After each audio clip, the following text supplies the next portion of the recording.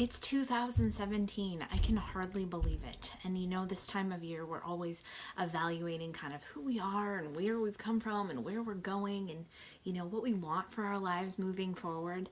And I've got a confession to make. This is kind of the real and authentic. I have been really unhappy this last year. Not with everything. I mean, business has actually been going really well. I've had time with my family. Everybody's healthy. There's a lot of things that, don't get me wrong, I am so grateful for in 2016. But there's been this thing that's just been hanging over my head that's been making me miserable. Home for me is a very positive place. We have a very loving atmosphere. My husband's wonderful. My kids are great. And I know some people don't have that, but there's been something about being home that is so unsettling to me and frustrating. And I feel like I'm yelling at my kids all the time. All of a sudden, our home, it seems to feel like a bomb went off all the time. It's toys, it's clothes, it's heaps of laundry. I just can never escape from it. Craft supplies, they're everywhere. And it stresses me out. Like, I'm not a neat freak, but I find myself stressed out about the clutter all the time. And I feel like I'm the only one trying to keep on top of it because maybe I'm the only person it actually bothers. But it's amazing when I can get my house cleaned up and I actually sit down to work, how much more productive I feel because I'm actually at peace with that. But does that happen often? No. If my kids or my husband, sometimes they'll leave for a couple days and go to my in-laws, and I just love having that time at home by myself, but I will get the house exactly where I want it, and as soon as they come home, it takes no more than an hour, and the bomb has exploded again.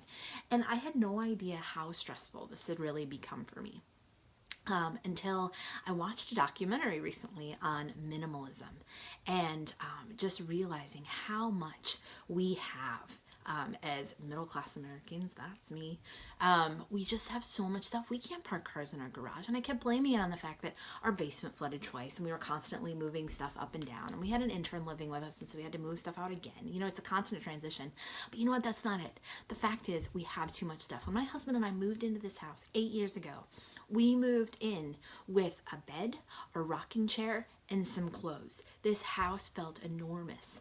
But now it is overflowing to the point that we're looking at moving closer to church, closer to school, and looking at getting a bigger house. And I had to stop myself and say, you know what? I don't want a bigger house. What I really want is less stuff. And I want more time with the people I enjoy. I don't want to pick this stuff up anymore. I want to have more time to play with my kids and laugh with my family than worrying about this stuff. And so it got me thinking about my U-Band business too. Consultants will join and then they will taper off. And one of the most common excuses I hear is, I just don't have time for U-Band right now. And I've done a lot of time management stuff. And the reality is that's a cop-out.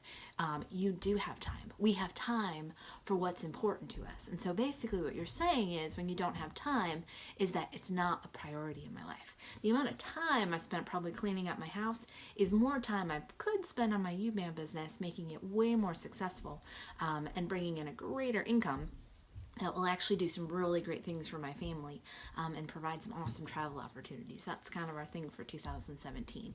And so it just got me thinking about how we spend our time and where are the holes for you that all of your time is being wasted. And not only is it wasting your time, it's sucking your energy. It's sucking the life out of you. It's sucking the joy out of you. What is that for you? I purposely did not clean up my room. And normally, like if I make a video, I will close that curtain so you don't see the chaos in my closet, and the desk is overflowing with laundry that hasn't been put away. Purposely kept it like this. I'm gonna try to actually kind of journal this stuff a little bit. I had read a book about the art of tidying up. It was the KonMari method. I don't know, and I had gone through it and I had purged our house several months ago, and I was like, this is it. This is gonna be the thing.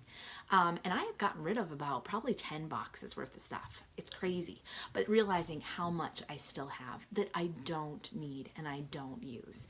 So I can put up a copy of the link to the book I read. I kind of just borrowed it from the library. I'm virtual. I didn't know how to do that. But it's really been helping me like clear my head and clear my mind. And so as we move into 2017, we've been talking a lot about dream boards and visioning. It's more than just setting a New Year's resolution, but what do you want your life to look like in 2017? If you could write your Christmas letter at the end of 2017, what do you want it to say that you accomplished or did in 2017? And what's the action plan that's going to take you there? Sorry, my cat is in a bag. Anyhow, so what's the action plan that's going to help you achieve those results? We've been talking a lot about that. And so it's important to look at what are some of those things in your life that you want to cut out. What are some of the ways that you can really de-stress and let go to free you up to have more time to do the things you love. Now, I am not becoming a minimalist because I want to spend more time on my Usborne business. I've got a pretty good handle on what I do with my Usborne business. It's providing full-time income, but I only put in part-time hours, and I don't want to change that. No, what I want to do is free myself up to be more involved at school, to volunteer. I want to free our income up more so that I can give more. There's a lot of things that I would love to put on my monthly giving list in terms of all the camps that we've ever worked at. So there's a lot of different goals I have. And so those things are really important to me. And picking up my kids' toys or trying to organize my closet every week to make it fit, that's not it. And so I'm really doing a lot of reevaluating. So anyhow, that's kind of a spew of some of the things that I'm thinking are important this year, but I'd love to hear from you. To post on our team page, if you're watching this and you're not on our team, post here on the video. What's important to you going into 2017? What do you want to get rid of or let go of? Time management has become one of the most important things for me, and it's something I think I've actually become really good at. And recognizing what you can let go of or how to let go of something might not come to you right away. And so having that person to bounce things off of is super, super important. So post here. I'd love to hear from you. Love to support you as you do it. But can't wait to kick off 2017 with you. It's going to be amazing.